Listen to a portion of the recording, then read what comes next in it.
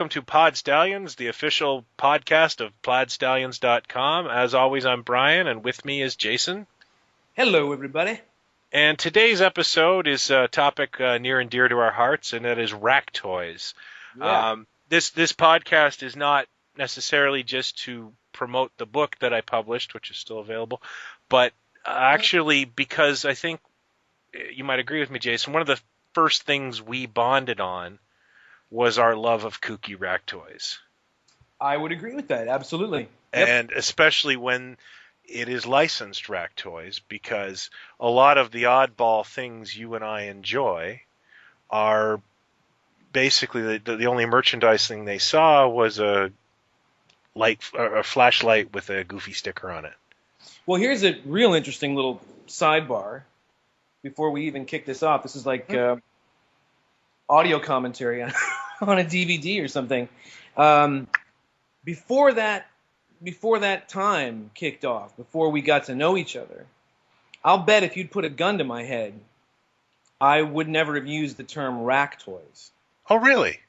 Yeah, I mean, I really, if I'm really going to jog my brain here, my memory, I really think that, you know what I mean? Like if, let's say you didn't say it and I hadn't met you, or whatever, and we're talking about this stuff, I probably would have just called them like, dime store toys or drug store toys. Dime store toys. Yeah. There's an episode of Family Guy where Peter dresses up like a pirate, and he's got a cannon, and I don't remember the context well, but he says, wait, and he drives by a drugstore, and he goes, we've got to destroy those awful pharmacy toys. and I just remember killing myself at that, because, I thought I was the only... I'd never heard that term, pharmacy toys, before. Right, and that's probably how I would have described them. I don't think I ever would have said rack toys. So I think that particular term I learned from you. Yeah. And you're the expert. Well, I don't think it's so much an expert, but my history is I always grew up with them because that's what my dad did for a living. Yeah, tell the folks that don't know. Well, yeah, I mean, I don't know the particular history of how he got into it. I think it may have been my grandparents owned a convenience store.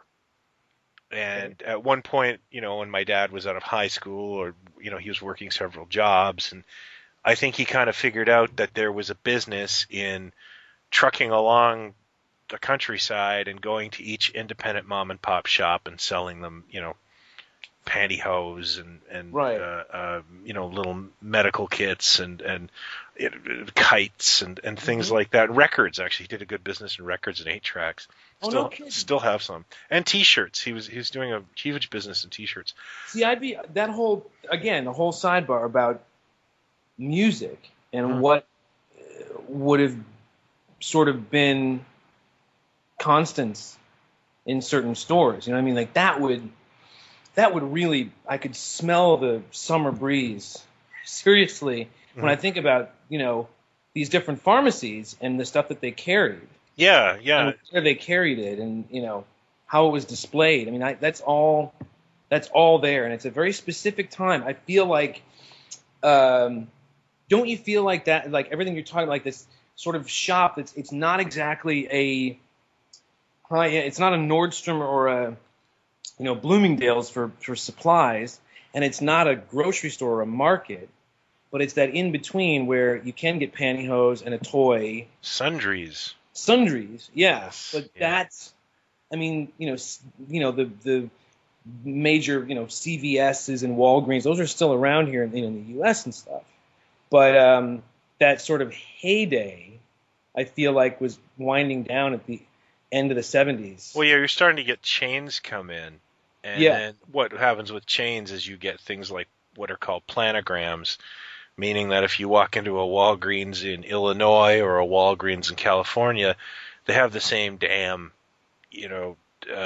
school supplies, nothing, there's no creativity in the display, and that is something that I lament the loss of in this life, is that there used to be a uniqueness to regional chains, and I think it's pretty well evidenced on the website that I miss local department stores and things like that. But this was, especially because this was my dad's business, he would go to all these independent accounts. And, the further he drove, he told me, the happier they were to see somebody. Jeez, it Like the sounds like more, the Old West. the more, yeah, the more they would order, because it's like, oh my God, you came this way, I mean, it load sounds me up. it sounds like Silverado. Like Yeah. he's coming into town with the supplies. You better see him while you can. So like my childhood was going to, his warehouse and seeing what new things he got in. And yes, I did end up with a lot of these toys, but on the sidebar, I also spent some Saturdays picking orders with my grumpy dad, who was, in his Wonder Years dad mode. To be pretty honest, so it went both ways. But it was a really great childhood experience. And your dad sounds like. How many siblings do you have? just one. He sounds like a cool guy, like a laid back sort of guy. Sometimes, yes. But I mean, that didn't get phased by much. It seems to me, or that it was I love the story about. I think it's in the book, right, where he used to beat you about the face and neck every morning. Yes. That's in my new book. No, that you could pick out one thing. You'd go to the right. Wasn't that it? Or Yeah, well, because they were dragging their kids to. It was pick out one thing, but it was also like, if there's something that Brian likes, Mm-hmm. I can order a couple gross of them, and I know other kids will like them. So Did I ever tell you the time my dad used to do this thing, and it would make me nuts. But as a kid, like I'd fall for it every time. It would be like, hey, do you want to meet the real James Bond? Or something like that. I'm paraphrasing. Mm-hmm.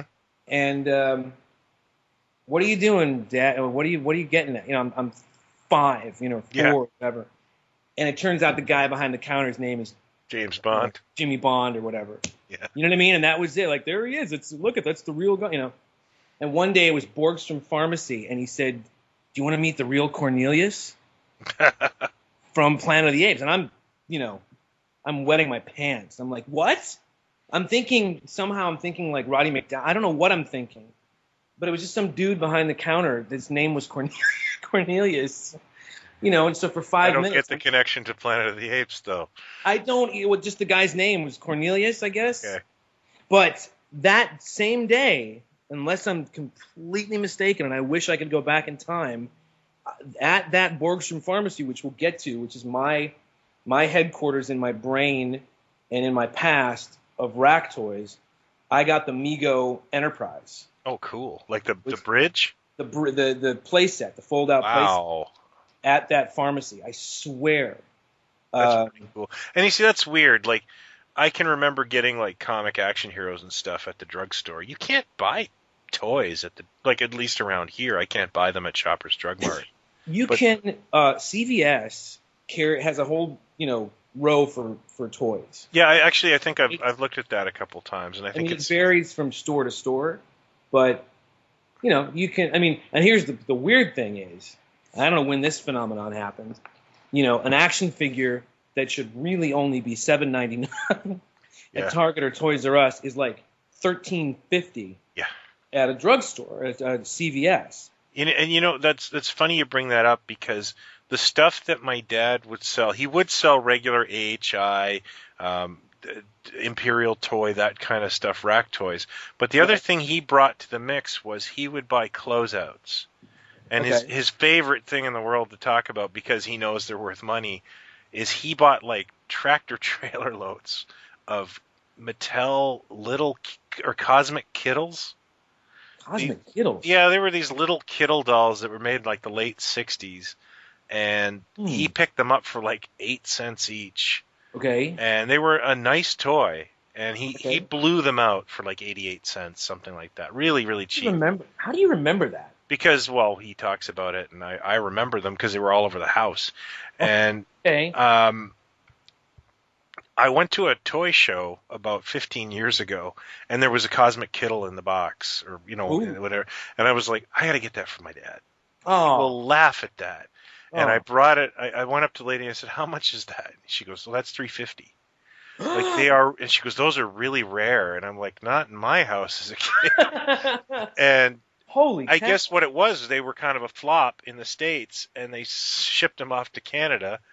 And Wow. my dad was the guy who got a hold of that. And I remember he was like the closeout kid. He would buy Action Jacksons. Every birthday party I went to up until like 1981, I brought a kid an Action Jackson because my dad had like 8,000 of them. Um, That's the great. Sears But Canada. can What's we the, go back a second though? yeah. Because should we assume that everybody listening, if you're still with us, should we assume that they know what the hell we're talking about with rack toys, or should we kind of, should you kind of give an explanation? It's a very specific thing, and I guess we should. Yeah, we should. A rack toy is exactly what we're talking about. It's like a dime, five and dime type of item. It's what is generally in the industry. It's been called luring toys, which sounds really creepy now. it's very predatory. Hush up toys was what it's what Mego called them in the '60s. They're Don't yell toys. yeah, they're that thing that are attractively placed in places where you will be with your parents, where they are not anticipating buying you anything, and to shut you up costs them, doesn't cost them a heck of a lot. Right. So these are the toys that you pick up and you go, I want this, and you might win. Well, here's my question. Something I've always wondered, and I bet you've got answers because you know some of the other side of this too. If you were, let's say Planet of the Apes, Mhm. should we would you say that Mego essentially had what would be considered a master toy license No, not at all. for Planet of the Apes? So but I'm guessing that whatever Mego is paying for the Planet of the Apes license for what they're doing is different than what, let's say, AHI has. And would AHI have said, gone, category by category, or would they just have said, we want to make a bunch of crap? And you know what I mean? No, I mean, I think what it would be, and of course I'm not privy to, although a bunch of those documents are out there. Mego had like the master action figure license. right. In terms of a master license, the only one I can really think of is Kenner with Star Wars, because like Kenner was producing coloring books for Christ's sake, like they were really not letting anyone have anything. Right. The only with Planet of the Apes and Star Trek and all those things, they were shared licenses just like you see today. Okay. Look at the '66 Batman. There was literally 4 companies producing action figures, or is it 5? I can't even. But back then, I think what the license would involve is they would have lumped everything together, like wind ups, whatever language they used for all their toy lines, like what lined ups, water pistols, parachuting figures, helicopters, assorted sundries, and all they had to do was basically pay the guarantee and then just report the royalties of any Planet of the Apes based products. And it was so crazy that they must have listed them all, because AHI didn't even have exclusive rack toy rights. Well, that's my question. Like, Yeah. what do you think something like that as a license would have run AHI back then? I'm not 100% sure. I know what certain things cost. Mm-hmm. I would say anywhere from probably a $5,000 to $10,000 guarantee. No kidding. Maybe, Dukes of Hazzard cost Mego $5,000, and they said it like it was a joke. Jeez. Okay, so then the next question is for the AHIs and okay, let's again for the people out there that really don't know quite what rack toys are. They for something like Planet of the Apes, it would run the gamut between, let's say, something that literally could have come out of the film, an ape riding a horse. There is my favorite thing by AHI is a wagon with a soldier, or I think it's Dr. Zayas, and it's got an astronaut in the basket And Yeah. it really is an awesome toy. Yes, you and know. it's you can look at it and go, that looks like it would have come out of one of the movies. Mhm. Now, the other end of that spectrum are, the things like purple binoculars and medical kits that just have a Planet of the Apes sticker on them. So it could run the gamut from something that, kind of faithful and kind of cool to something completely, mental. So my other question is, did the AHIs and the Imperials and those, did they make good money in the 70s off of such things like the superhero stuff and the... Oh, it was great money. Well, okay, I have no reference for this, so I'm very curious. How did those companies do? Well, I think they did great. AHI, especially in the 70s, I think they had their great years. Yeah. During, I think it was a lot of people don't know this. Remco had got bankrupt. Remco was a prolific 50s and 60s toy maker, and they had gone bankrupt. AHI bought the name Remco in 1974 for very little money. And what they did is they split the company. So Remco would make like the TV advertised stuff. So they'd get AHI would get the Star Trek license. Okay. And Remco would make the really cool, the Vertibird Enterprise. Yeah. And the I had that. the Star Trek belt, and those things would be advertised on television. And then AHI would make the the parachuting Captain Kirk and the anything you could buy for $1. Okay. I know AHI did make some things that were more than $1, some interesting remote control vehicles, but they usually let Remco handle what they consider more of the toy store item, the Christmas item. There was a parachuting Captain Kirk? I've got Kirk and Spock. That's fantastic. I love them. I really do. And I could go. The parachuting figures are some of my favorite rack toys ever made. That's brilliant. But see, there's a perfect analogy right there. Kirk and Spock in their regular uniforms suddenly decide to go parachuting. That's right. Well, it could happen.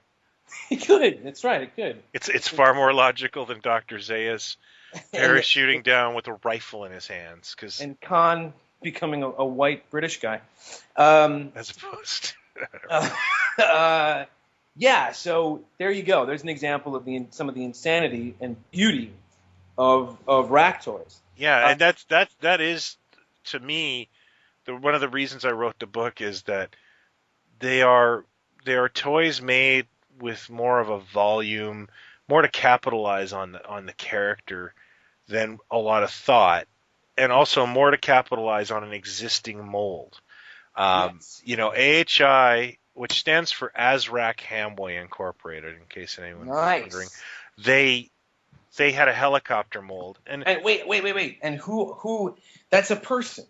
That's two guys. Okay, Azrak, that's two guys. And isn't there a legendary story about eventually the Micronauts line that Mego had? Yeah, and I can tell that pretty easily. What happened was around the time that Mego started taking off with all their licenses, Azrak Hamway was also doing the same thing, and of course they had bought Remco, and they were looking to, become a much bigger, legitimate toy company. And I make the analogy that Azrak Hamway, the Stones. No offense, Mick and Keith. Everything the Beatles did, the Stones were right behind them. They copied the shit out of them. In the late '60s. Well, it's not quite as cut and dry, because there were things where I know for a fact from talking to people at Mego, Azrak Hamway was actually about to ink the deal for Planet of the Apes action figures, and Mego stole that from under them. No. Yeah, they admitted it. Really? Neil Copeland said, "Nah, we just gave him more money." Whoa! And he also told me there was a bit of a fight for the Universal Monsters, and Mego walked away from the deal. Said, they want too much, and AHI took it, and they made an incredible amount of cool monster toys for about 2 years called the world famous Super Monsters. So And did they make money off that stuff? The jury's out on that. I think they did, because anything that they kept coming out with I Uh-huh. think they made money on. I think one of the things, and we'll talk more about this in October. I think one of the things when anybody launches a monster toy line is people seem to think it's in the same category as like Santa Claus, and you can only sell this for 2-3 months of the year, Right. whereas kids don't think that way with the Right. monsters, but retailers seem to. But what I was trying to say is that there was a little bit of tit for tat, but you're right. The great, I think, uh, was shot across the bow was there was a fellow working at Mego called Neil Saul, Okay. and he was the VP of Research and Development in the early 70s when Mego was really rising. And Neil Saul went over to Azraq Hamway in 1975, I think, and that I can tell you, I can tell you that really pissed him off at Mego. And I won't tell you how I know this. It's just somebody I may have heard it right from the horse's mouth. Wow. Okay. Um, So, so when they developed the Micronauts, right. one of the villains, the main villain is named Baron Karza, and that is a reverse of Marvin Azrak's name. And they were so smart that they went out, Neil Kublin went out and copyrighted his name backwards and Marty Abrams' name backwards as I well, love it. I so love it. that they wouldn't get a retaliation figure.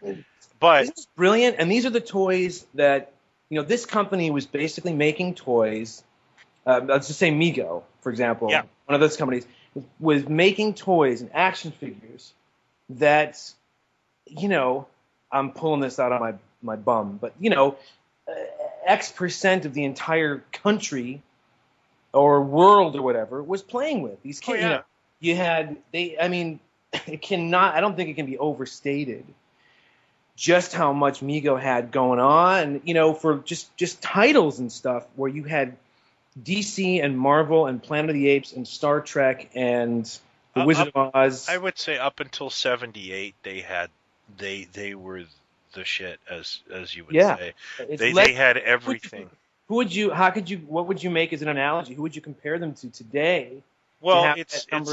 it's not the same today. It's not even the same world today. Um, The fact that one company's got DC and you know what? Lego. Lego. There you go. There Yeah, you go. yeah. Good one. Because Yep. that's all my kid wants, and the most beautiful. And I remember this too, and maybe you do too. But growing up, you would see a show on television like Space 1999, or you would see the Logan's Run or whatever. You would automatically assume you are getting an 8-inch action figure of those characters when you hit a toy store. Absolutely. And so that's the thing. And Yep. and when I come home and have dinner with my son, sometimes he's like, Lego got Lone Ranger, and he's Wow. he's dialed into this, and he is Yeah. totally like their slave. So it reminds That's me. great though, because It's we did that too. I feel like we were hyper aware of, going, taking that turn, that aisle, whatever it was, and going, oh, I didn't see that last month.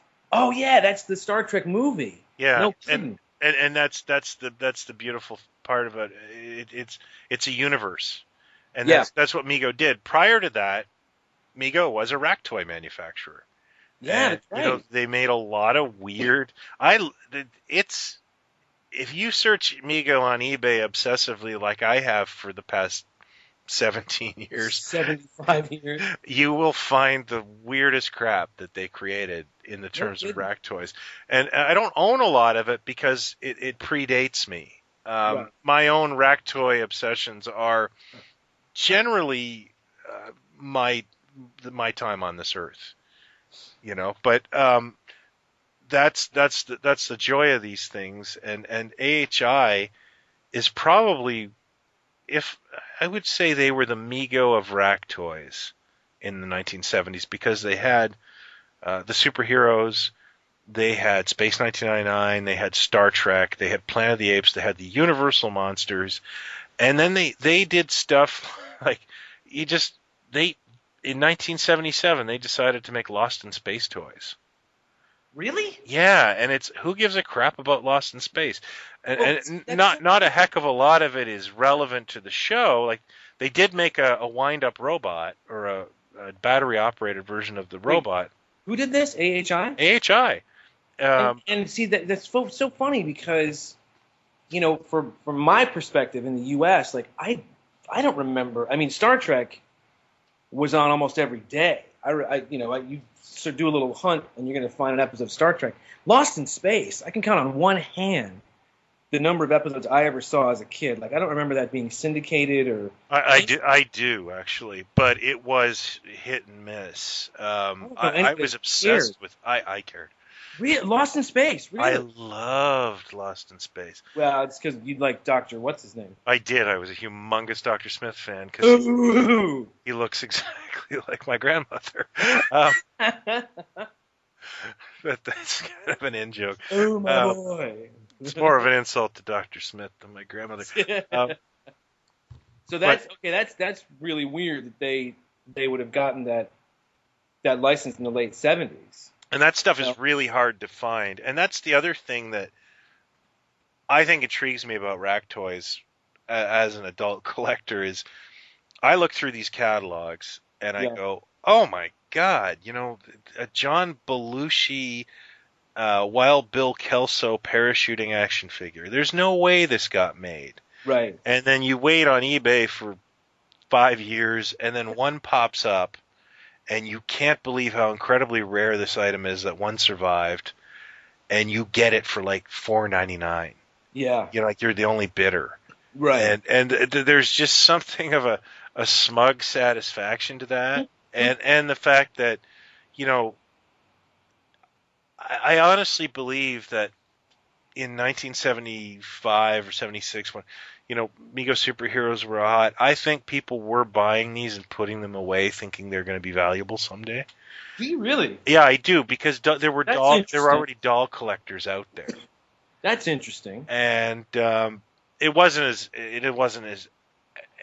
in the kind of scope that it was, say, in the the 1990s, but it did exist, and especially if you look at most celebrity dolls that were made in the 1970s, a lot of them are very common because there was a culture for that already. I'd see this is news to me. Some of the most common Megos are the Wizard of Oz. I had those. And I don't know why. Yeah, I don't know why either. I don't know what I had. I did not have Dorothy, so back off. I had the Tin I was just about to call you a sissy. I had the Tin Man, the Lion, the Scarecrow, the Castle thing. And you had playset Gloriola, eh? Like I don't know why though, because I certainly wouldn't have requested it. Because to be honest with you, you think it was thrust upon you? Because I always found that movie kind of disturbing.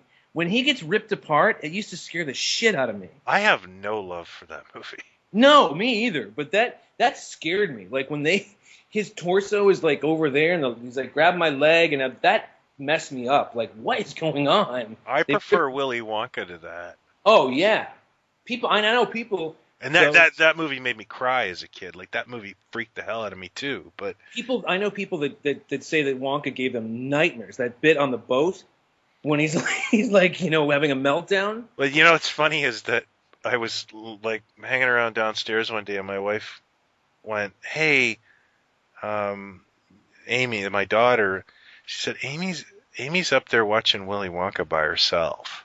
Ooh. And she's probably 5. And I was like, "Oh, I better get up." And I came during the boat scene. Oh yeah. And I started opening the bedroom door, and her face screaming. She's just kind of like, "What is this?" And she watched the whole movie, and with me. I think she's more comforted, baby. But this is really sidetracking from Rack Toys, but I gotta get this out. When Violet Beauregard what am I, 4? Ate that berry. And she got big and purple? I cried because because I was Road Dahl. Like, did Road Dahl like kids? I'm not 100% on that. You know what it was? He he didn't cut them any slack. That's what it was with kids. Like, he treated them as if they were adults. He always, I think his attitude was always, kids are a lot smarter than you give them credit for. They see it all. Yeah, and I read The Fantastic Mr. Fox years later and gained an appreciation for the guy, but at the time I thought he was, I didn't know what the message was in this movie. Well, also you had, sorry to sidetrack. No problem. And knowing this, as I got older and saw more of his stuff, Gene Wilder, the unpredictability of Gene Wilder. I mean, he did something with comedy that no one was really doing, which was this. Alan Arkin used to do it a bit too when he played comedic characters, where he just this deadpan face, but he could scream and like turn it on a dime. Yeah, it really changes expression. Which I always found disturbing as a kid, like just weird and kind of disturbing. He told a great story once about, talk about Sidetrack here, but he told a great story once about comedy and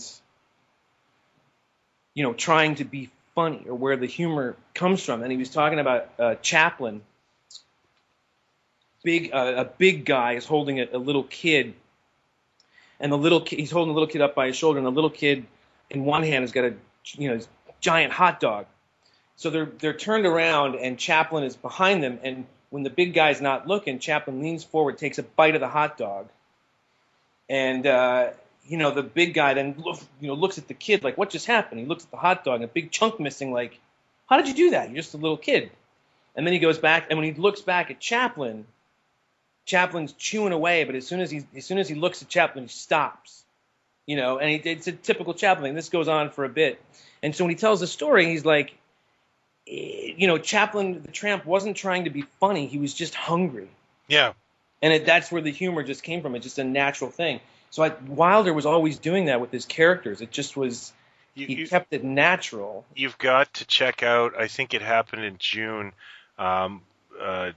Wilder did an interview just recently on I can't remember. He gave a rare interview. Okay. And it's on YouTube, and he talks about his career. I think I got it on the Hollywood Gossip. Okay. And it's just brilliant. He's such a gentle soul, and yeah, he really is. And he just, even though he's a gentle soul, he just completely shreds Tim Burton and Johnny Depp. Oh, does he really? Oh, boy. In the nicest way possible. Oh, really? Just like, that was a horrible movie and they should have never done it, but they're both talented men, I remember as a kid getting turned on to the producers. I was a Python junkie by the time I was 7. But the producers, and again, I wouldn't have understood all the gags, but by the time I was, 11, 12 years old, I had seen the producers. And his performance in that movie is one of the single funniest, most manic, insane.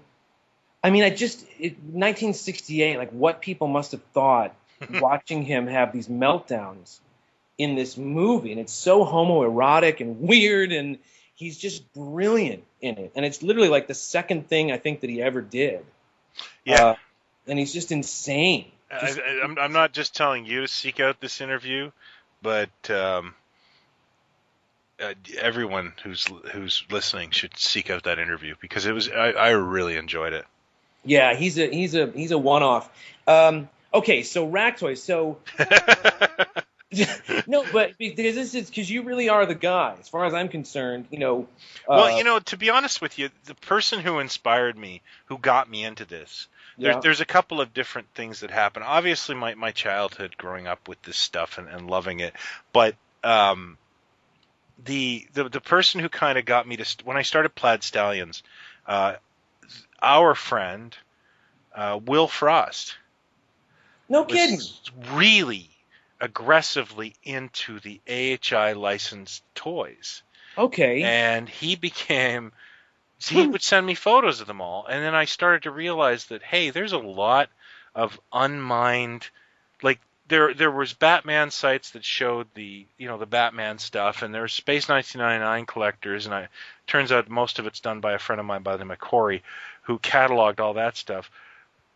But there was no like continuity, just calling it for what it was, which is rack toys, and especially all that generic stuff that's kind of fun and we remember, but or can't quite remember, had no home. So I started to catalog it all Mm. and know the players and get excited about it. And I think one of the turning moments for me was, do you remember a Filmation show called the Young Sentinels, the Space Sentinels? Yes, I do. I got this for like $2 on eBay. I got this figurine thing of I can't remember her name right now, but the female character on the show. Yeah, she's sort of looks a bit like looks almost a bit like Ariel from Thundar. Yeah. Yeah. Okay. She's got an afro. She's very 1977. Yeah. But yeah, I got this figural piece of her. I've never seen another one since. Mm-hmm. And I was sitting there going, I love this show. There is no merchandise that I knew of. What else is out there? Yeah. And it kind of triggered the otaku, obsessive compulsive gene that I have of finding more about this stuff. And you can't get more excited about something than when it just keeps bringing you joy. Like the absurdity of the toy. Like there's so much humor in this stuff. It's unintentional humor.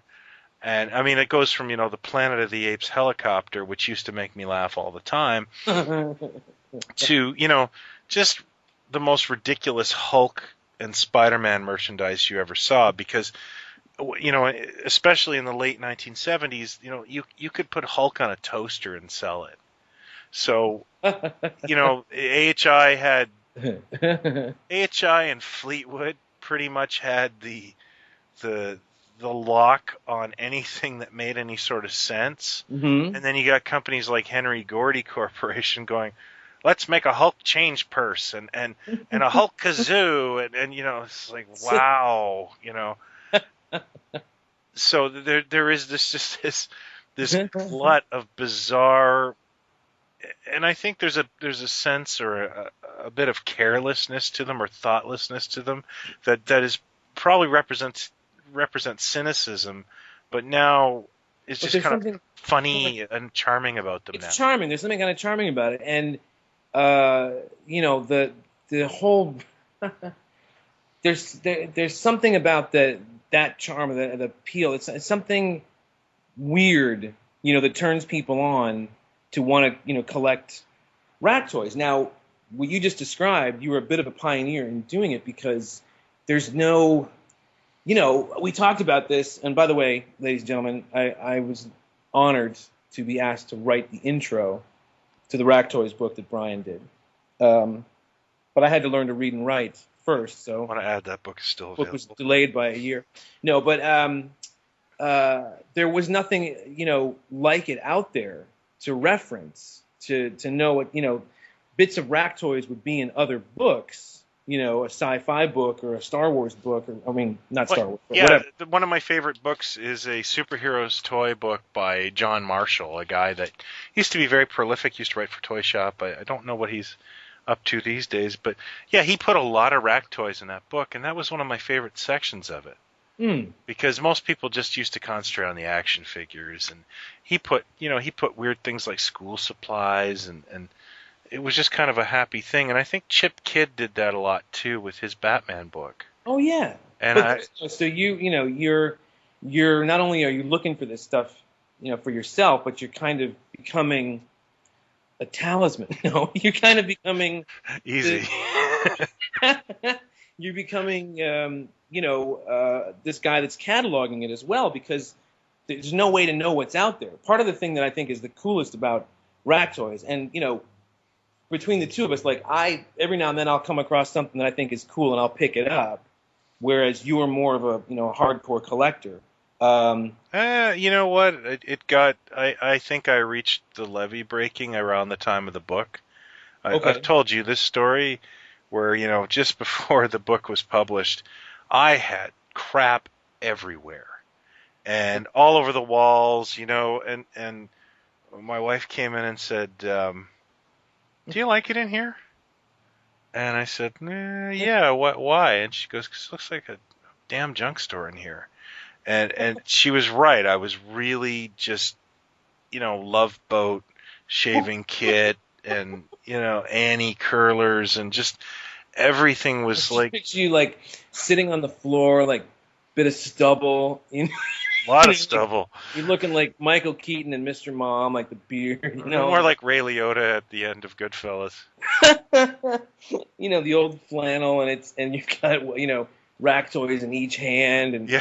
one of them that's the bubble's just about to come off the car. You're not sure if you should open it or glue it, and you got a problem. That was, that was when I had 3 MASH 407 helicopters and 2 had come off the card, and they were just like all over my garage, and I didn't know 3 months before I got it that toy ever got made, and then I owned 3 of them, and then it was like, the only other person who gave a crap was Alan Alda. You and Rob Kelly from the After MASH blog. Mike Farrell. Mike Farrell. No, but it's that's hilarious because it's like I have those moments too, unfortunately, and I really got to walk away because it's like being an addict. It really is because I go, what the hell is all this shit? Well, it's like hoarding. It is hoarding. It is exactly like. Don't you know how rare this is? Well, you know what? I dragged as a purification rite, and the fact that I had become something of a hermit. I have 2 close friends around here that do toys. I'm blessed that I met these guys and we become friends. And we're geographically not that close. We're all within an hour and a half of each other's houses, so there's no barbecues and hanging out. But what we do is we meet in like the middle and we do this local toy show. They're called the Burlington Toy Shows. And if you're in Southern Ontario, please come and seek us out. And what I did was I just brought tubs of all these rack toys. Right. And there's no single comeuppance better than when you put all these, that's my Planet of the Apes monkey missiles. And some guy's like, I'll give you $5.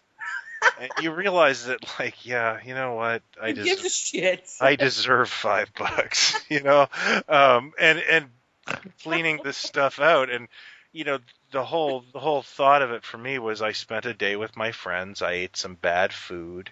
Right. I might go home with a treat for myself, and my kid, is in heaven for a whole Sunday. Right. Because my son, honestly, at most of these toy shows, they're like, "Hey, you're that kid's dad." They don't know my name. They know his name. There's somebody does reviews of toy shows in my area and puts them on YouTube. Right. And I just sit there and wait until I spot my kid. There he is. Well, so before this gets too depressing, I'm suddenly completely turned off by rack toys. I love them. No, I know, I'm kidding. I still buy them, by the way. There's an example of, something that I picked up, just because I thought it was neat, was Danger Mouse. You're a fan of that tune, right? Remember that? But it was a Danger Mouse ID set, like an ID bracelet, a little wallet thing, some other little, sundries in the set. But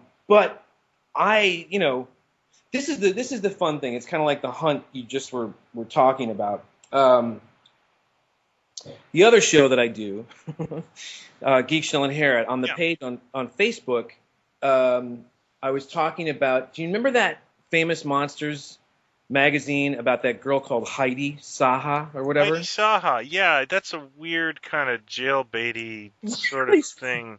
Really weird, like if you ever thought Forey Ackerman was slightly it was done like as a favor, I think. Well, it's really when you realize that this girl, is it completely abhorrent? No, I mean I think there's a level of innocence to it as well. I think it was really just done as almost like I don't know, like a nice. It's meant to be a nice thing. I think its heart was in the right place. I think I so think too. when you look at it now with the cynicism of being an older, in this day and age, you're like, what were they thinking? They weren't thinking like that. They Well, but were. there's also these weird shots of her like hanging out at a bar with like you know Robert Heinlein. Yeah, These it's. sci-fi authors, like, what are all these old guys doing? This girl hanging on Well, these guys. her dad was a prolific science fiction writer. Yeah, no, I know. Oh, But okay. here's the thing. So in one of those, she was always dressing like Vampirella or whatever. Vampirella, and I think she dressed as. Gosh, I don't know. I think she did Raquel from 20,000 BC or whatever.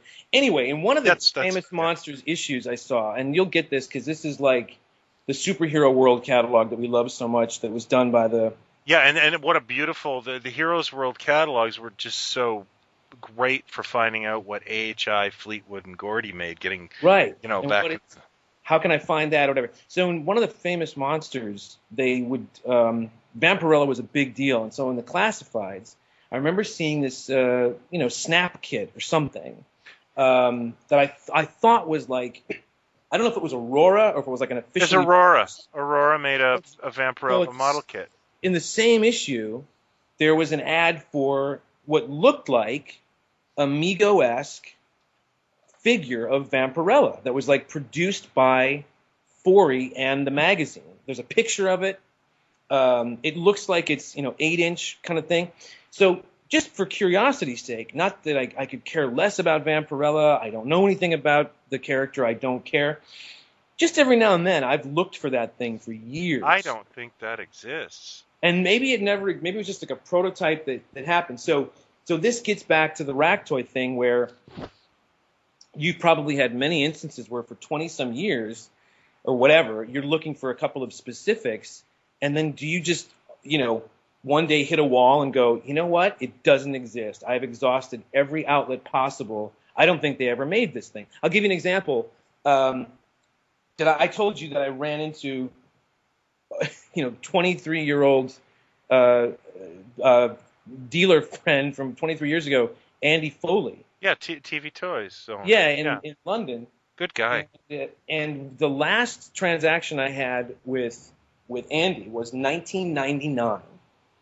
Long story short, but another guy, a mutual dealer, shop owner that we knew. So Andy's in Surrey in the UK, and this guy John is downtown St. Paul, Minnesota.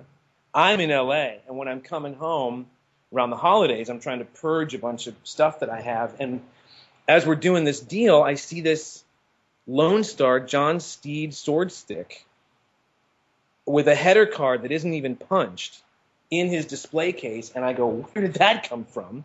And he says, this guy, Andy Foley, I dropped my coffee like, you're joking. Anyway, I get Andy on the phone. He gets me this John Steed sword stick with the header card, unpunched. Apparently there was a case of them found like in Sri Lanka or something. Yeah.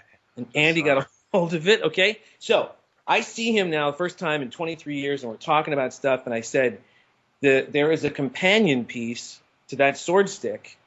The Avengers was a big show. The Steed and Emma Peel in the 60s was a big show internationally. You can count on one hand the number of bits of merchandise that were ever made for that show during its heyday.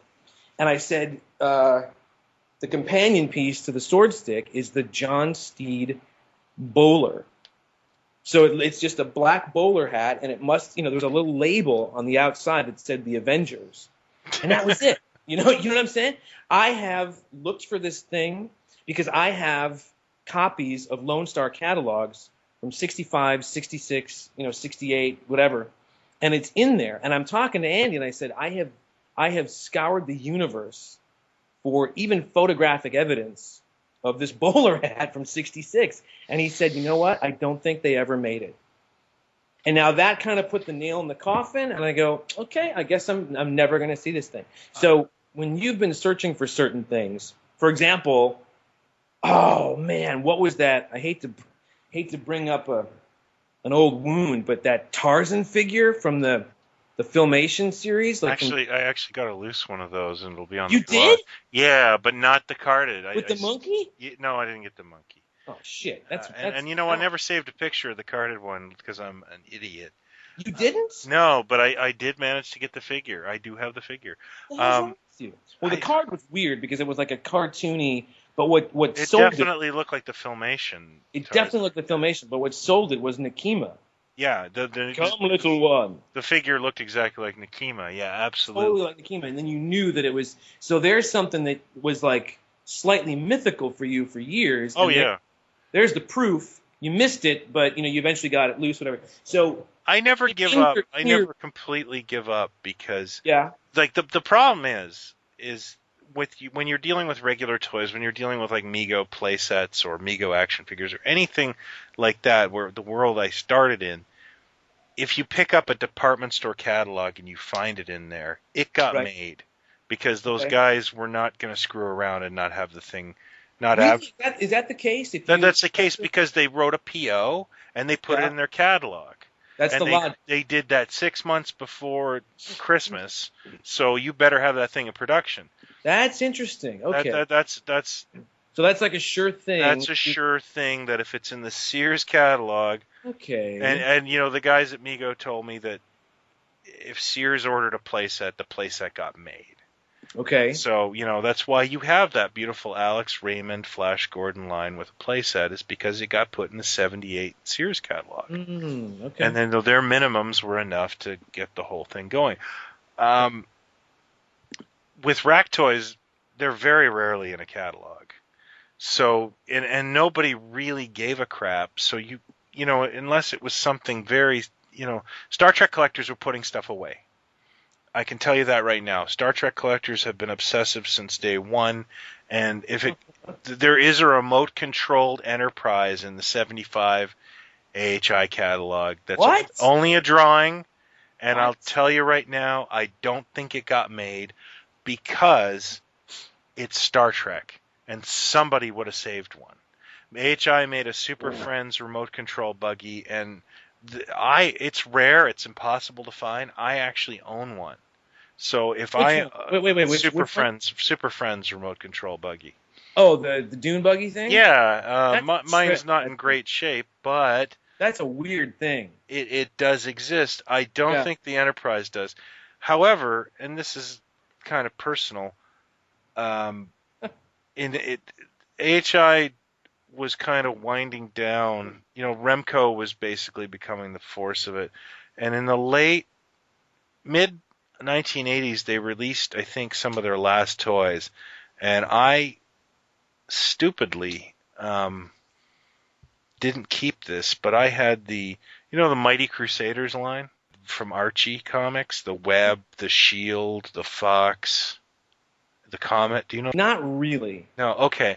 They went through. Archie Comics brings those back every 20 or so years. I'm a huge fan. Okay. And Remco did a series of action figures that are pretty piss poor, to be honest with you. Of really? When? Yeah, 1985. Oh, okay. So are they sort of He-Man-ish kind of things? Yeah, but they're not even that good. They're just kind of these chubby, terrible. What are they? Give me what are they called again? Mighty Crusaders. I think I know what you're talking about. And AHI, that was, I think, one of the last rack toy lines they did. Okay. And they did helicopters, and I actually owned a carded Web helicopter. I got it for $10 at a show. I remember these guys. Yeah, and these are now this is the kind of thing that I look at and go, I'm kind of keen. Like I'm looking at this guy. Was there a guy that sort of has a shield, a flag on his chest? Yeah, that's a shield. And a couple of guns and a holster? Yeah, he shouldn't have those, but he does. See, I look at that and I go, I want that. And I want the blue guy with the yellow thing on his chest. Hyler, can you get me those right now, tonight? Yeah, I could. I'd like them, please. And they'll cost you under a 20. Could you really get them? Oh, they're cheap, yeah. Oh, I want them. Can you get them? It's too bad I had a carded shield for a long time. I want the guy with the guns. Yeah, Look, he's got. I want one carded too. Look at him. He's got. See, this is the kind of thing I they're think. real bank breakers, sir. They look awful, but there's a charm to them There is a that, charm. And that I want. HI actually did rack toys for them. I Did they have I call? Did they call them rack toys? Did the company itself call them rack toys? No, they used all kinds of different words for them. I got a couple catalogs here if you want me to go through and These see are what they're fun. called. I want the guy with the shield, and I want the blue guy with the yellow stuff on his chest. Who's that guy? He looks like he's wearing yellow socks. That sounds like it could be either the Fox or the Comet. I can't. So these were based on an old Archie comic. Yeah, Archie was These originally are fun. Pep Comics for superheroes at one time. Do you think I could find these at San Diego Comic-Con, which is just... No, I'm serious. Yeah, if you look under the tables, maybe. Are they that bad? Well, they just never sold, and Right. they just, because kids didn't know who they were, even though they had a comic. There's no charm to these things. Yeah, I can't quite love them, but what I was getting at was I had the carded helicopter. Your friend and mine, Mark Huckabone, came Huckabone. to my house one day. I think it was about 1999. He went, "I got to have this," and we were friends, and I was like, "Yeah, take it." And it was I should have take it. I'll never have a book and a website about this stuff. It's not worth anything. Yeah, and I have looked for years, and I do have the web helicopter in the book. It's a loose one that I happened to find on the Mego Museum. Oh yeah, I'm looking at it right now. It's got your plaid Stallions logo on it. I know what you're talking about. But I missed it. I missed it by that much one day. There was one of the villains got a helicopter called the Sting. Is it black? And it was carded. It was black, yeah, I'm looking at it right now. And it was carded. And on the back of the card showed parachuting figures. See, I'm going to jump in here real quick. I look at this stuff, and everything you're saying about it, under a 20, easy to find. It excites you somehow. But it does because, every now and then, like one of my obsessions is the Mattel Flash Gordon line. You know how much I love that Filmation series. And anything to do with it, merchandise-wise or toy-wise, I've been obsessed with trying to Sadly, track there's down. like no rack toys based on that show at all. No, there's loads of Flash Gordon rack toys, but not that specific artwork. You know it when you see it. It's so brilliant. It's, to me, next to Alex Raymond and my buddy Alex Ross and what his depictions of the movie characters. That Filmation series, that is Flash Gordon to me, above all else. So I look at this, and now I don't have all of the Flash Gordon Mattel figures carded. I will someday. I've got like 4 of them, but I could get on eBay right now if I wanted to spend the money or had the money and just get them. Been there. You know what I mean? Because they're so easy to get. But there's something really refreshing about going. There was X number of characters made. There was an inflatable ship. There was a shuttle. There are 2 pistols, and that's it, whatever. And then it's like you're a completist, and you're done. So I look at these goofy little... Who's the guy that's bald with an orange chest and, like, weird feet? Who's that guy? I think that's Brain Emperor. See? And you have the answers when I ask these questions. It's Only you, Hyler. Yeah, and I look at this, and there's a real charm to it that suddenly I want all this stuff. Well, those are my white whales, not the figures, because you could never not get those. Really? Oh, I'm gonna find them all at Comic-Con tomorrow and buy them. They are easier to find than probably tacos are in your area. No kidding. Yeah, they're just they are. I don't know if you'll find them at San Diego. Ask Mark if he has a. So Huckabone swiped your copter. Well, he didn't. I freely gave it to him, but I should have taken a photograph of it, or perhaps. What did he do with it? You know what? I don't know. I've never asked him about it, and he doesn't seem. I think I did we had conversations, and he was just kind of like, He doesn't seem. That doesn't sound. 1999. You have to understand That too. doesn't sound like Huckabone at all. No, not at all. Now, you got to understand, like, when I gave him a copy of Rack Toys, he was like, Right. "Wait, your book is out? I have photos for you." So, you know, and good photos. Like, he had some stuff. It's like, "Oh, you're kidding me." And then he's like, "Didn't I give them to you?" And I'm like, "No." And he goes, "Then who has them?" You know, I love the guy, but I know, but last time we were trying to talk about toys, and this is a couple years ago at Comic-Con, and he whipped out a stack of photographs of an accident that he was in, and he rolled a SUV or something. yeah. It's just like, are you going to show me some toys, or just the car that flipped? And You know? by the way, if anyone's listening and doesn't know who Mark Huckabone is, he is Jordan's nemesis on the Toy Hunter television series. What's that? I don't know what. I have no idea what you just said. It's a reality show called Toy Hunter. It stars Jordan Hembrow. It's on the National Geographic Channel. And Bro. Jordan Hembrow, he runs a company called Hollywood Heroes. Oh. He has a show where he goes to people's homes and buys toys. And Mark Huckabone has appeared 3 or 4 times as sort of Jordan's friend / Nemesis. It's all in good fun. It's fun to watch Mark on television. Oh yeah, it's fun to watch. He's threatening, if we do a Canadian episode, and so, looking forward to that. I love the great thing about Capone is just the the piercing and the frosted the tips. Oh yeah, it's a very specific time frame of a look to pull off. It's a very. I couldn't do it. I couldn't do it. No. Yeah. But Mark makes it work. He makes it work. But what I was trying to say is I gave that to Mark, and I haven't seen it since, but on the back of the card it showed parachuting figures of the Mighty Crusaders, and I will find those. I will find those. Those are the things that, that don't exist. I don't believe in don't exists for the most part with Rack Toys, and what really gets my goat is there. Gets my goat. There is what's going on? I don't know. Scott, you going down to the general store where you get me some gingham? I've been hanging out with octogenarians. Let's go down to the watering hole.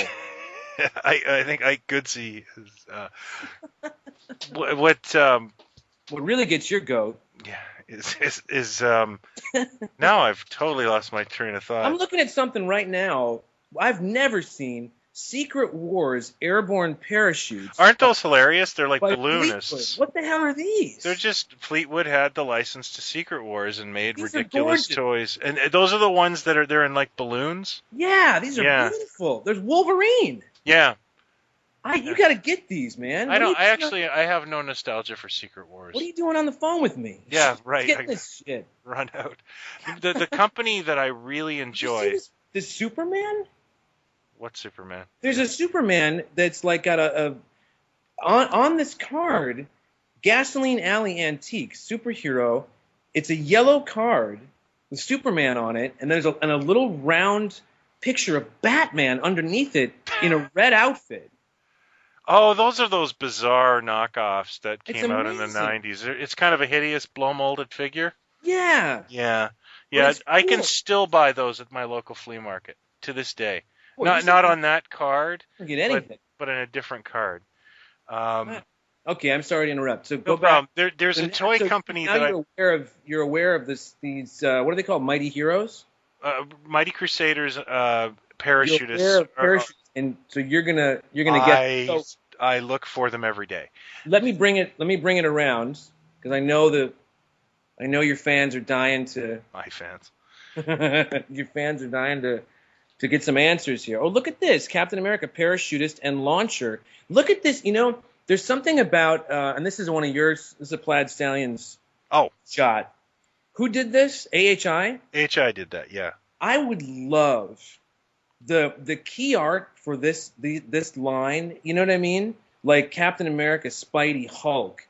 That vibe, that key art is so great. I would love to get the binder of. Well, that's the other thing I love about especially mid 70s AHI, there was clearly very little artistic control with the packaging because they clearly had an artist, but they would just kind of take what they wanted to. So every AHI toy, like they got more into a linear look as the 70s grew on, but especially that it's madness. If you go through the Pod Stallions article, you'll see this giant Joker face with, nothing has any consistency, and I miss that. It was all meant to pop out at you as a kid, right? Yeah, I mean this Captain America parachutist thing. It's like it's kind of. That's the black card. That's the later, more linear-looking card. Yeah, that's the stuff that I'm talking about. It's almost kind of Kirby-esque, where the fist is coming out at you. That's far more subdued than the stuff they did when they first got the license, where they really just kind of did whatever they wanted. I love this. I mean, this is super cool. Like, that's the kind of thing that turns me on to like go, ooh, I want to get, if they did a Captain America, I want to see the Spidey and, everybody else. I think there's a Laramie Captain America pistol. Of course, it's like a Luger because that was the choice of Captain America. Sure, he's killing Nazis left and right. He's picking up their leftover weapons. And it's a swipe from a cover, I think. And someone actually did point out the cover. Somebody far more good with comics than me. But the character that he's chasing on the cover is a black girl. It's very obviously a black girl. And on the card, it's a white person with a huge afro. Like, they just didn't really... And you don't know, it's out of context. Why is Captain America chasing this woman? Yeah, I know what you're talking about. Yeah, I think it's by Laramie. It's a Captain America, like, sucker gun. And Isn't there a Laramie or one of those rack toys where it's like Spidey, but it's like a 45? There's 2 or 3. It's pistol. called the Exterminator set. That's it. And it's like a badge, handcuffs, and a huge handgun. It's like that weekend that Spidey went a little ape shit. Had a little too much to drink. Not so friendly neighborhood. Completely unfriendly neighborhood Spider. Oh yeah, those are great. I love those, and there's at least 2 different cards for that, and it's like wow. So they just kept reissuing Spider, and it's just really trying to push I that heard agenda. that the person at Marvel that was doing all the merchandising, they didn't hire a licensing expert in the 70s, so they just had a secretary doing it. and I'm sure they just didn't care, Right. And that's the beauty and the joy of all this stuff is that nobody was really helming the boat, and and that's where I want. They weren't concerned that, if a product came out, a Spider-Man product where he's, promoting or holding a 45, that it's not going to tarnish who cares? His reputation for the rest of his life. I mean, they were selling Popeye pipes like crazy. And that was the other thing is that there's the beauty of Rack Toys 2 is that Rack Toys 2? No, sorry, 2 TOO. Oh, I'm ready for the sequel. No, I need to sell a few of the original. It's going well. I know not, but come on, didn't it do great on Amazon? Didn't it just zip out of there right away? Actually, I can't complain. I really can't. It's ahead of target. I'm just saying that, before I invest in doing more, I'd like to make sure it gets past a certain point. Amen. Frugal Brian. The company that I'd like to know, there are companies that I just don't know anything about. Uh-huh. They are the ones that I sit there and go, there's a company called Harmony, and it's honestly like Harmony was the weirdest toy company ever. Okay. They make stuff like the Laverne and Shirley Secretary set, which is just this weird. Oh yeah. Bunch of toys stuck to a card that doesn't make any sense. Yeah, there's like a giant pencil and a tiny phone or something. Yeah, tiny phone and bookcase. Like, what is this? And then they did something so beautiful. They did the Dr. Shrinker magnifying glass, from the and then this is something I have not been able. I always get kind of pantsed when the stuff comes on eBay. They did a whole line of Hogan's Heroes rack toys. Yes, I remember you sending me the Which pictures, is and it was like, weird. when could this have been a good idea? Yeah, and it's like How much distance is needed? before we're buying low cost Nazi toys. We're okay with this. Yeah, and Timmy, what do you want? You want the Spider-Man set or the Bob Nazi Crane. rainy Saturday? Do you like you like perverts, right? Get the Bob Crane set. The Bob Crane toy line. They really did make some weird stuff, and the ones I just got outbid on eBay recently was a Bob Crane like signal flasher. Oh, wait, it was the Hogan's Hero, it wasn't the Bob Crane, For But rack they were toys, made like in the mid '70s too. That's the other thing I want to bring up. Like Hogan's Heroes wasn't even a thing; it was a rerun. Exactly. Just like Star Trek. When Star Trek blew up the way that it did, I think they thought, all this stuff that's in syndication, because all that, Gilligan's Island and Hogan's Heroes and Bewitched. I mean, there was a time as a little kid, I couldn't have understood that was another time frame or a decade earlier. Yeah. Even the Monkeys, it didn't, I was obsessed with watching the Monkeys, but I didn't quite. I think that's why HI got lost in space. Remco made an I Dream of Jeannie toy line because they just thought, well, kids are watching this. It's strange when you think about the stuff that didn't get rack toys that you like, significant rack toys like Gilligan's Island. All right, let's get to that. Let's get to that right now because that was going to be my my little line of inquiry, so we can have some kind of coherence and not sound like a couple of maniacs just rambling like we do. Give me, if you can, maybe you can't even do this because you got so much stuff, but give me a top 5 rack toys for you, that you just think are genius. I mean, one of them I think I can guess is Planet of the Apes, either copter or monkey and horse or whatever. Well, right? yeah, the copter definitely, because it since the '80s it has been like a joke for me. I love that toy. And even when I was in my early toy dealing days, and I used to call the guy at the back issue and do trades with him, he'd make jokes like, "Hey, you want the Planet of the Apes helicopter?" And I'd be like, "Why did they make that?" Yeah, why did they Because it sold and no one gave a crap. No, but I'm sorry, Oh, okay. I was getting really nerdy and going for the logic of the. Yes, it's clear. Is it based on the animated show where there was actually the apes could fly? Yeah. Well, that's the thing. Did the apes have gasoline and stuff? They had. That's why they had horses. Right? The TV, movie, and apes.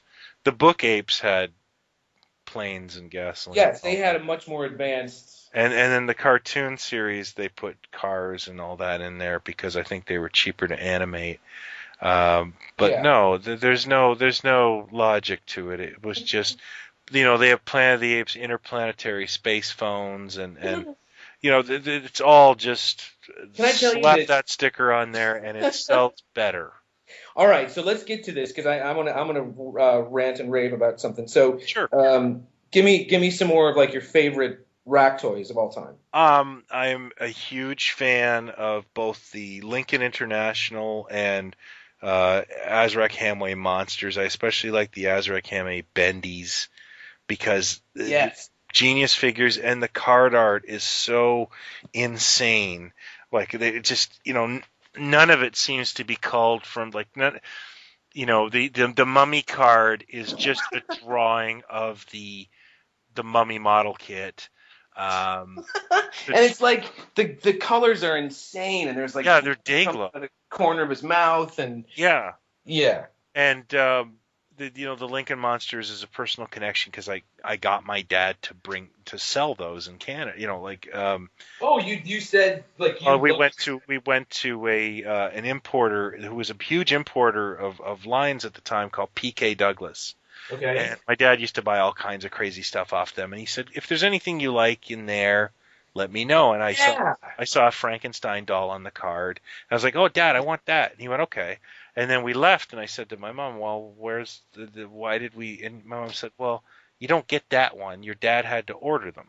That's right. And then, we got this huge case of them, and I didn't even know there were other monsters in the line, and I just very happy childhood memory, and That's cool. an obsession that I am now done with. It's put to bed. I never have to look at them again except when I come in. But yeah, I love those guys. So was that two things? Is that three? I think that's two or three. I love the Star Trek parachutists. I remember them very well from being a kid. I think I had the Spock on the card, or briefly on the card. I'm not sure I even knew about those, but you know what? Now that I think of it, they're in the book, right? Yes, they are. Yeah, okay, I remember. Just trying to think, and I'm actually just kind of looking around because I'm pretty much surrounded by the ones I really like. The stuff that Imperial made for the Super 7 is the Filmation series, Tarzan and the Super 7, which is like Manta and Moray and Web Woman. I really like that stuff. Mm-hmm. It's not well thought out or made. Like, it's just like a pair of binoculars or a tool set. So there's no care in it. So that appeals to the kind of like weird guy I am now, that it kind of amuses me. The only that I can get from a beloved cartoon series is stuff that has no relation to the show whatsoever. Okay. So I'm very, very fond of that. And the last thing I would say is the Space 1999 stun gun water pistol. I had it as a kid. A cool gun, isn't it? It looks almost identical to the one on the series. And I think I had that in my pocket for the entire time in the 70s. I thought it nice. It's just awesome. And I got a carded one on eBay really cheap, and it was perfect. Yeah, that's okay. So if again, I'm not the collector that you are. This is just, it's that old saying, I don't know much about art, but I know what I like kind of thing. Yeah. Any of those, disc shooting little guns, like I know for sure, because I had the utility Remco Star Trek utility belt. Oh yeah, that was a classic. Yeah, I had that. Now that's where it wavers into. You don't really consider that a rack toy, do you? No, but do you remember the Rayline Star Trek disc guns? The Rayline. Rayline made these in like 1966. Yeah, they're generic looking. They don't look anything like. But they had a beautiful picture of Nemo. Yeah. And what was weird about those is those were in Canada. They were distributed by Grand Toys, and I think Grand Toys bought 1 million of them. Oh wow! Because they were available up until the 80s at Toys R Us. Until last week. And I was buying them and selling them to U.S. dealers who were freaking out. Okay, so there you go. So now something like that, Star Trek. Utility belt, which was the phaser, with discs that came with it that shot out, communicator, tricorder, and the belt. They then would have taken the gun and just sold it on its own with discs. The AHI did actually make just a cheaper version of that gun and sold it on a card. And they actually, if you've ever seen it, it's kind of cool. I mean, it's cool. I think it's in the book. I'm not 100% sure. They just sold discs, and it says Star Trek and Space 1999 discs. Yes. And which is so crossover and weird. And it's got that insane, like, day-glow pink, yeah, stuff. So, okay, so there's stuff like that, I thought was very cool. But let's get back to you because, again, you're immersed in this stuff. 2 questions. My first is when we talk about this stuff, the insanity of the packaging, the Lincoln monster stuff. Oh yeah. This crossover where you've got Star Trek Space 1999 ammo, you can share it, and it's the day-glow pink. We look at it and we do think it's obviously garish and poorly done, but what is it when we say that there's a charm to it? What is it about the cheesiness that is a turn on for some reason? Is it because it's so insane, or because are we looking at it going, they must have thought this was really cool, that's what's so crazy about it? Or what is it that's so appealing? I think it has to do with the connection to our childhood. Yeah. We remember this stuff. You know, I love. This is a weird thing, and it doesn't connect to rack toys, but it is toy collecting. I get really weird about Hasbro GI Joe Adventure Team artwork. Like if I go to an antique mall or something and there's a boxed, talking adventurer, I will like have trouble not buying it Okay. because it's a beautiful painted box of a man yelling. You know what I mean? Like there's some you can't go to a store and buy something like that today. Right. But when I was 5 years old, the aisles were just full of those. Right. And I think that there's almost an innate subconscious connection to like, God, that's cool. Mm-hmm. I remember I forget, about 5-10 years ago, Kenner re-released. Well, they did new versions of the 12-inch Star Wars characters, but they put them in the old school boxes. Yes, they and did. I had a Luke, and I was walking towards the cache like a zombie. And then I started looking at the figure because I honestly, there was no thought. I grabbed it and I was like, "Oh God, I gotta get this cache." And then I got to the cache. I'm like, "What? I don't want this." But it was that packaging that they did a Luke, triggered an emotional response. Yeah, did a Luke, a Stormtrooper, a Vader, I think. And they were awful. Had they done a Han, I probably would have regretted a purchase. I probably would have grabbed it. But yes, remember we were talking about the that recent Ultimate Spider-Man figure that looked very much like the Pocket Heroes. Yeah. And my eye was just drawn to it. And, for some reason it was like, I gotta get this thing, as it reminds me of that. Okay, so the next question is, again, top 5, top 3, whatever you can come up with. What do you think are surprised at the lack of, or think should have gotten the rack toy treatment as a property? What shows or properties come to mind where you go, I can't believe they didn't make some shitty rack toys for that movie? Doctor Who.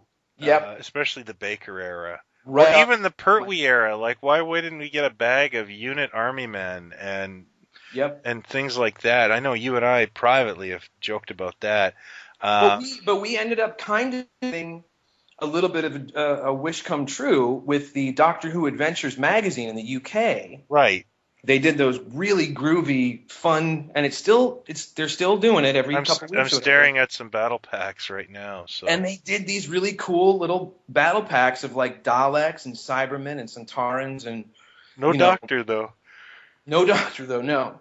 That's the first thing that comes to mind for me is rack toys of Doctor Who. Yeah. Star Wars is yes. I can't believe that we didn't have some weirdness. I understand that Kenner had the master license, and why would you bend over a dollar to pick up a dime?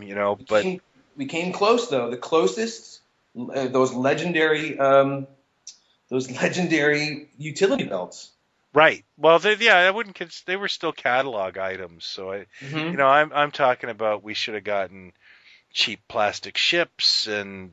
Stormtroopers, parachuting Luke Skywalker, and wasn't there a see? This is coming back to me now. I remember the 8 billion, rip-off items that were made, from Star Wars, rack toy type things, and there was that bag of robots and creatures and stuff. Galaxy Team. It had a header card and it was in a bag. Yeah, Laser Galaxy Team. Yeah, I think that's it. No, I think I've got that mixed up. One of them looked kind of like a Wookiee. Yeah, no, one of them definitely. He had like antenna, but he was a Wookiee. And it was like Galaxy Laser Team. They were green and purple. You can still buy those. Someone brought Galaxy Laser Team back, and you can buy them on Amazon. You're joking. Not joking at all, sir. That's a trip. Okay, so what do we got? Doctor Who, Star Wars, and... so just Doctor Who, Star Wars. A personal thing that I'll talk more about in October is the short-lived series, The Monster Squad. Yeah. I don't understand why, some Saturday morning shows got rack toys and then others didn't. Monster Squad did have some licensing, some very brief forays into licensing, but so I'm really shocked that it didn't get and I'm not 100% it didn't. Somebody might have, Harmony. I know nothing about Harmony. There's a bunch of players I don't know anything about, so there could be something out there. It's probably not that related. Right. Looking at Jason of Star Command, by the way. Yeah. These little galaxy guys. One of them looks like a turtle. Yeah. He looks a bit like Gamera. Yeah. Yeah. Okay. Sorry. What was the last one you said? Jason of Star Command. Oh, good call. Yeah. I was obsessed with that show, of course, because that's my name. Right. I liked Nicole Davidoff, but you. Oh yeah. Well, I liked friggin' Sid Haig, right? Sid Haig. Sid Haig. Yeah. Yeah, he was the guy. I have his autograph on a picture of Dragos. I bet that's worth about $4. It's worth probably $20 if you're in front of Sid Haig at any expo or. I got one for you. Sure. I know that some stuff was done, but I certainly never got it into my hands. Battle of the Planets. Yeah, a lot was done actually. That's all that. All we got in the United States was the Gordy rack toys, and unfortunately, of all the people to pick up that license, Henry Gordy Corporation. Fleetwood Toys would make things like they actually make a Ghost Rider figure with removable heads. Yeah, or they take Army Men and say this is Sergeant Fury. Like Azrak Hamway and Fleetwood are like my two favorites because they made really kind of cool stuff. Gordy was the kazoo and change purse people, so they just every battle of the Planets item they made was somebody else's crap with a new sticker on it. Right. In fact, they did wasn't there like a communications, headquarters type thing, and wasn't there a signal flasher? Anytime there was like a signal flasher gun with those discs that change colors, I was a sucker for it. I don't think they had discs. It's just a little cheesy pen light that looked like a gun. Mm-hmm. I did have one of those at one point, but I know you sold it right from underneath me. I can't find it. I thought I wanted it for the book, and of course I couldn't find it, which means I must have sold it in one of my many purges. But anytime a show that I was into or a property I was into did like a signal gun or something, that to me was as close, to a laser gun as you were going to get. I never really bought a lot of rack toys as a kid because I got that crap, right? Like my dad sold it, so I didn't. Yeah, that makes sense. I mean, I looked in those aisles a lot, and I can honestly remember being at one store, like a drugstore, and this guy had this whole wall of this stuff cascading down, parachutists, and I wanted some of it, and my mom said, "You can't buy anything in this store because the guy owes your dad a lot of money." Oh, yeah, and my dad's up the front counter, like, hey, you pay up, Hey, schmuck. Yeah. I want to get these toys. Pay my dad. Yeah. There was a place, my memory, my fondest, there are two memories, but the fondest is in St. Paul on a street called Payne Avenue. When my family, my great-grandmother started an Italian restaurant in 1938 in St. Paul called Gino's, named after one of my great-uncles. And so by the time, I got into it as a little kid, bussing tables at 11, 12 years old, getting cash, we all worked there. My brothers and I, we all waited tables and bartended, and that was our education. So it was really our second home was this restaurant. And between where we lived and the restaurant was this stretch of, stores on Payne Avenue when it was much nicer and cleaner and, just nicer overall than it is now. When I went back a few years ago, it was just terrifying. But there was this giant pharmacy called Borgstrom Pharmacy. And I always, we tried to make a point on the way to, to the restaurant or back or whatever to stop there. And when you came in the side door, you went down some steps and you took a right. And there was that enormous wall of rack toys. I mean, in my brain, going back, romanticizing, it's it's 100 feet high. Yeah. Just nothing but toys that I can't reach basically. So when you were looking at the rack toys in front of you, when you turned around in that same aisle, that's where all like the coloring books and the comic books and all that stuff. And this literally was one of those pharmacies that you could go up to the counter and get like a fountain drink. Oh, really? I never knew those in my life. Yeah, that's So it what had a lunch counter. yeah, it was really kind of cool. So one of the things that I got that's very vivid as a rack toy, I think we've talked about this before when we talked about we did the James Bond episode, was a Bond-esque pistol, a water pistol, and a guy that looked very much like Connery holding that, Walther, the longer barreled Walther, on the blister card. That's one of the things we should touch on is there's a lot in rack toys. There's a lot of screwing around with licenses. How do you mean? Like not just like I know I've seen spy guns that have, it's very obviously David McCallum and Robert Vaughn on the cover, but it's not a licensed man from Uncle Gun. There's a lot of that going on where they just kind of, that guy kind of looks like Darth Vader on here, it's Space Wars. There is a lot of liberties taken with rack toys. You mean just as far as sort of fudging, blurring the lines of what yeah. is what Yeah, is. but again, that's part of what the charm is. Oh yeah, absolutely. And knockoffs are generally found in the 5 and dime, the variety store, and they're kind of fly by night, and they're great. Would you consider the age of the rack toy to be well and truly over? Oh, not at all, because of dollar stores. So what do you? Okay, so but do you see licensed merchandise at such places? It's not quite the same, but it's still there. Yeah, my kids come home with some weird stuff, the odd time Marvel Comics stuff. We have a chain here called Dollarama that is just taking over, and they have a lot of licensed, Marvel Comics stuff for $1, and that to me is like the future of rack toys. I do, yeah.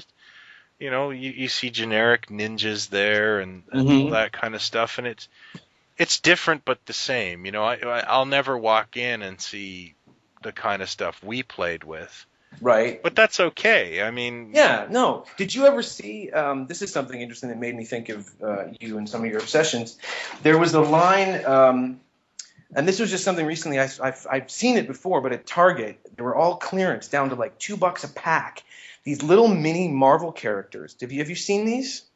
They're called like literally like pocket full of heroes. Or they're kind of like army men, right? They're kind of like little army men. But yeah, those have really come close to tempting me a couple times. Yeah, not with bases. They're just individual little figures, and the colors are great. Some of them are real shiny and glittery, and some are just, solid colors, and but they're fun. There's like, dozens of little characters, different Spideys and Wolverines and, Hawkeyes and stuff like that. But it reminded me of very much like an old rack toy. I love stuff like that. It's kind of neat. They're all being clearance.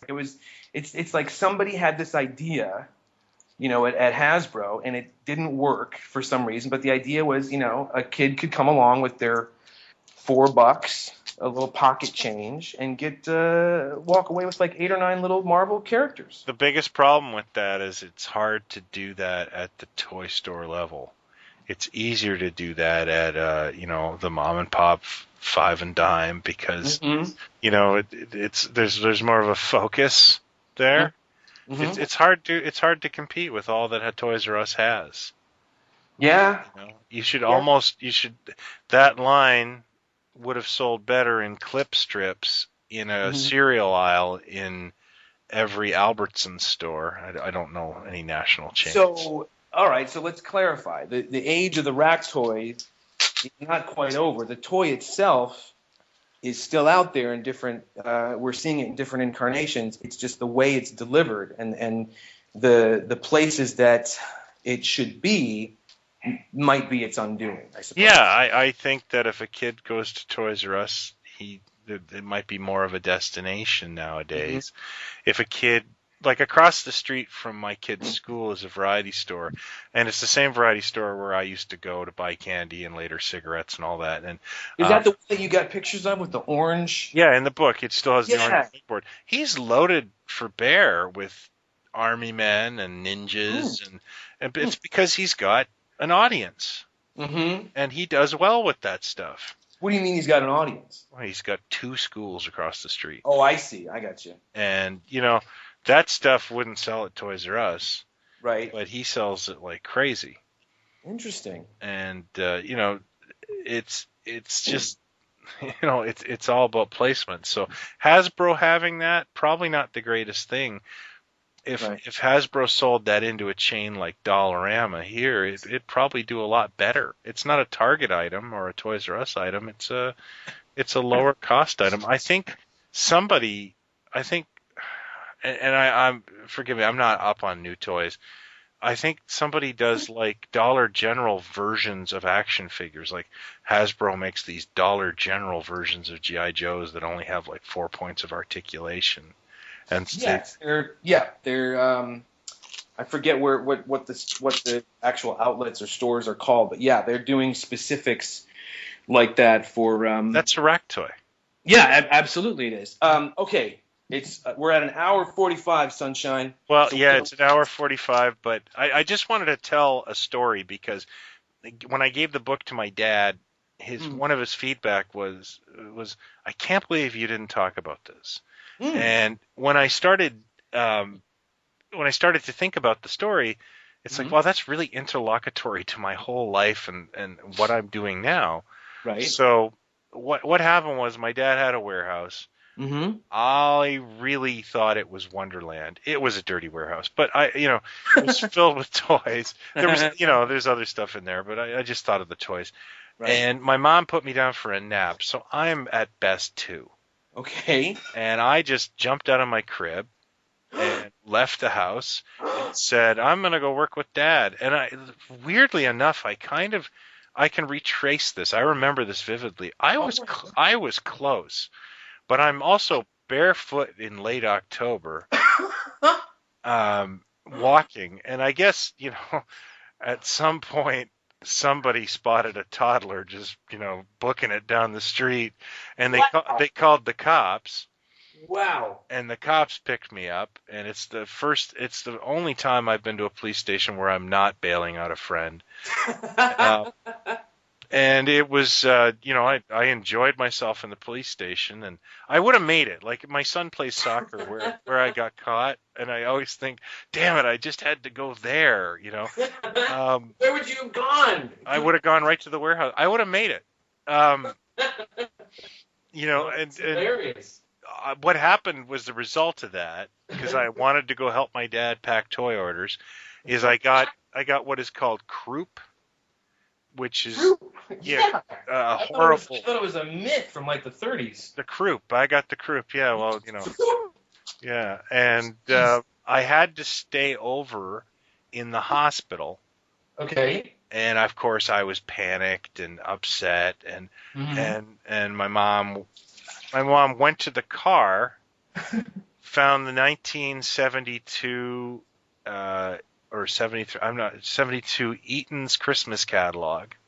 Okay. Thought, grabbed it, threw it in the crib I was in the hospital, and apparently I didn't even say goodbye. Oh. Because I was looking through the catalog. Oh, wow. And it's like, that's sort of like what I'm like right now, my obsession with catalogs. That's like your superhero origin story. Yes. Yeah. It's like a radioactive catalog. Yes. That bit you, when you were in recovery. And ever since then, that's it. You're another man. It's such a relevant story, and I regret absolutely not putting it in the book. And that was my dad's only critique. That's great. And all right, so my final question is, we've talked about the stuff that you think is some of the best. We've talked about what you're surprised never got the treatment. So I got to get 1 or 2 white whales that you will not rest until you get them. Um, there's a couple of things I'm after. Rest is more or less it also has to be right place, right time. Right. Because there are things that I want, and I'm like, well, I'll pay this for it, and Right. that's it. And it's So a you're wait saying and see. you're saying there's stuff out there that you know you can get right now. It's just a matter of whether you're going to pay for it. Well, I'm talking about, is there stuff never seen it. never seen it, never had your hands on it, but you know it's out there somewhere. Well, those Mighty Crusaders parachutists, and I hope I'm not creating I doubt I'm creating competition.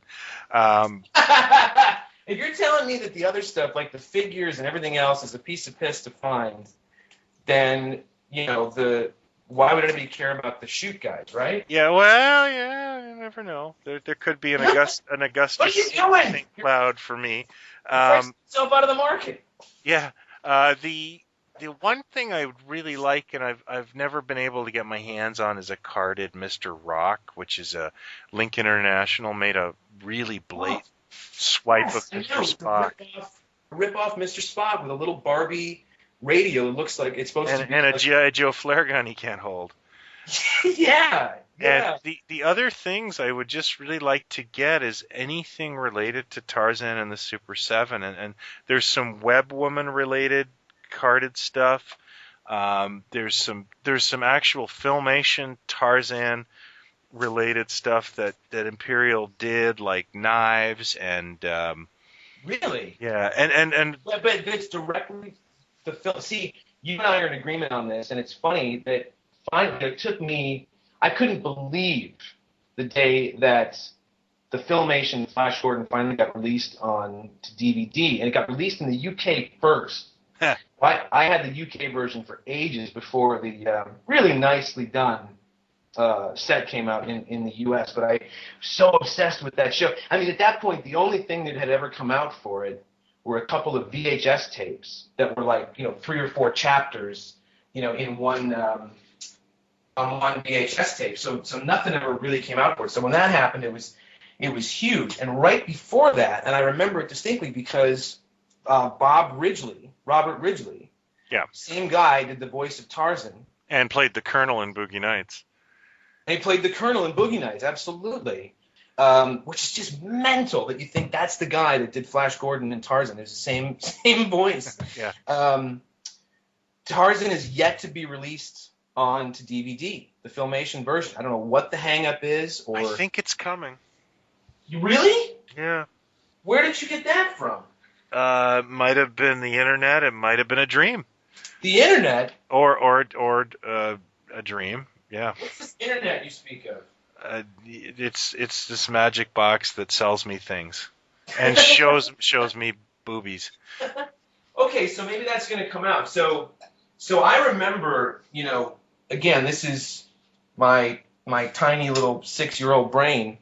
I remember things like puffy stickers, for that show. Like that's something to me in the rack toy kind of world, or the Imperial definitely did puffy stickers of the Super 7, and I think they did Tarzan as well. But I don't know about Flash Gordon.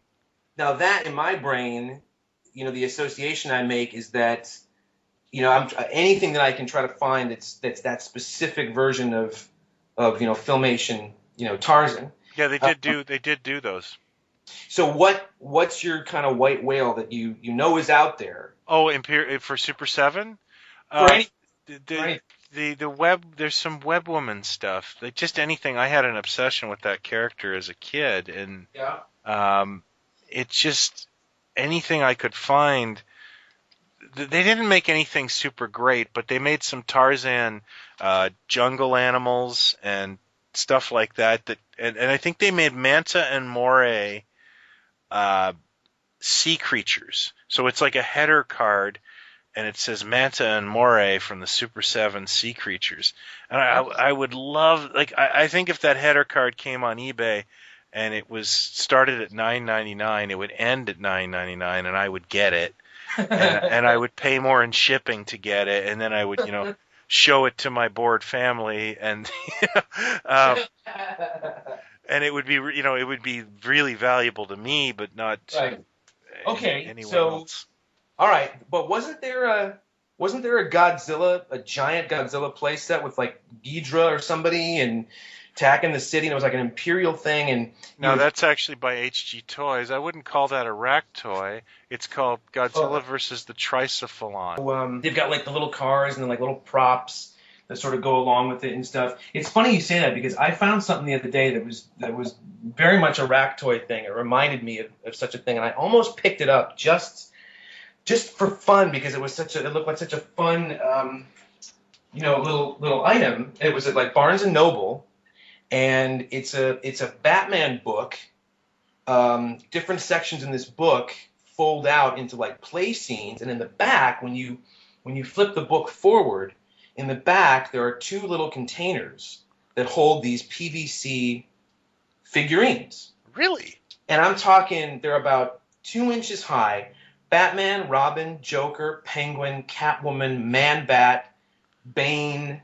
There's about a dozen little characters. See, I would have had that in the parking lot before I could say, what did I just do? Right? Yeah. And I'm telling you, it was like $8.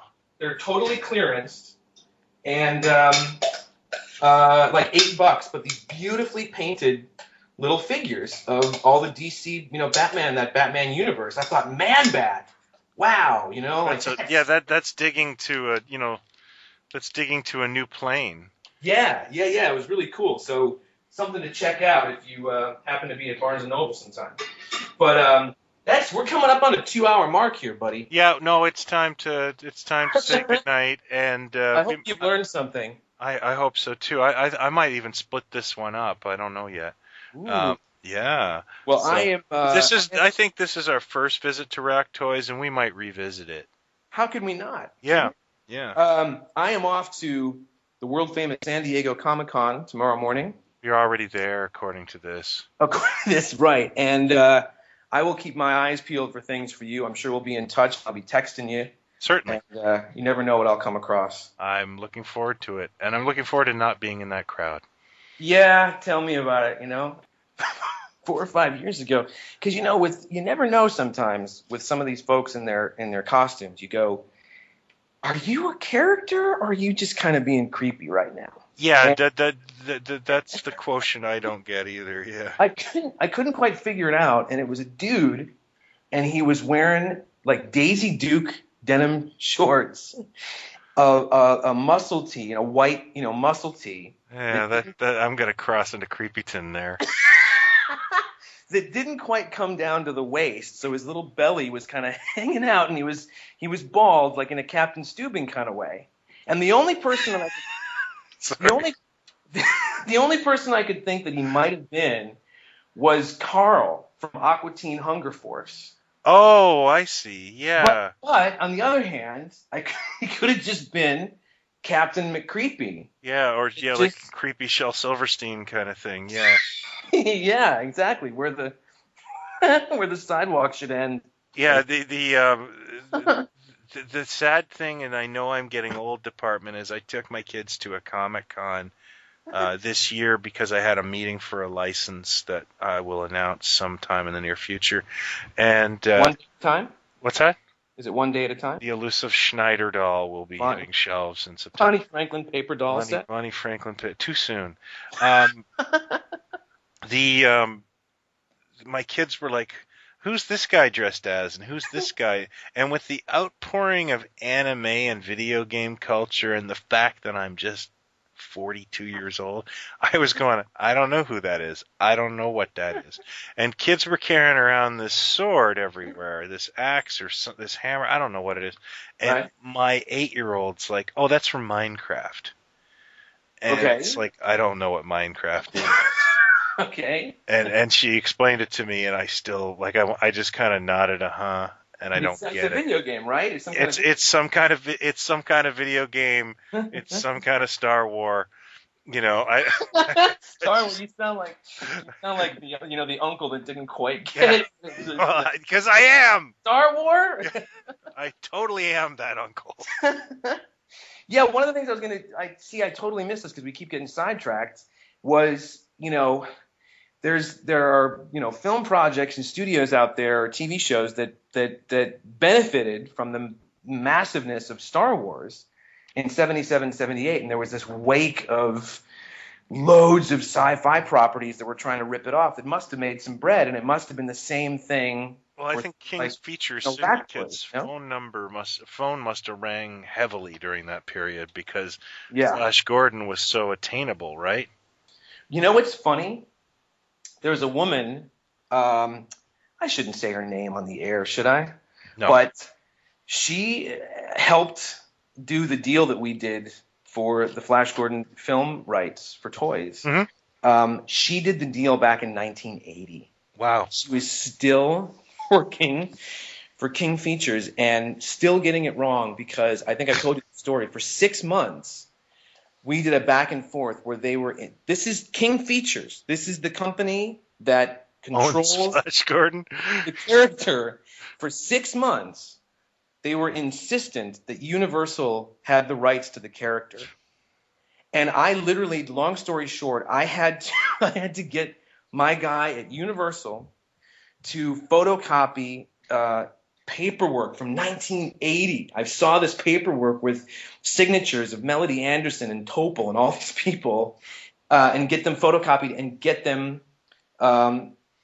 Universal had to prove to King Features that they had the right to do something with the character.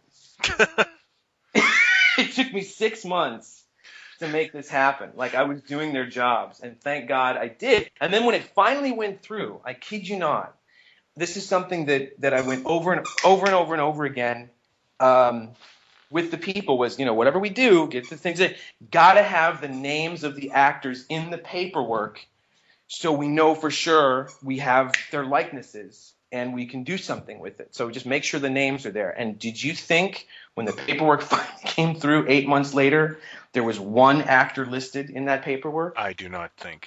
No, there wasn't. They had to do it all over again.